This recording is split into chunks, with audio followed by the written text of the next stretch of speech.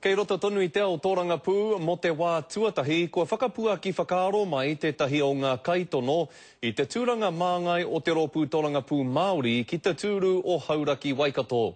I tēnei wā kei mua te tahi tono whakahe I te aroaro o te kōti teitei o Kirikiriroa, e pāna ki ngā mahi I mahia e te rōpū tōrangapū Māori, hei whiriwhiri I tā rātou kaitono mo te kōwhiringa pōti o te motu.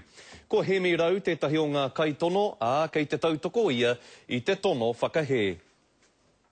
Karehirarara I a hau mehe me e whai atu te Executive Committee ki te mau te whakapono te tika e pāna ki o rātou Constitution, ingari kare rātou e whai.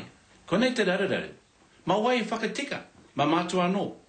Hei tā hemi rau, kāre rātou I pīrangi ki te hari I te take nei ki te kōti, engari kāore te kōmiti whakahaere I aro ake ki wā rātou nawe.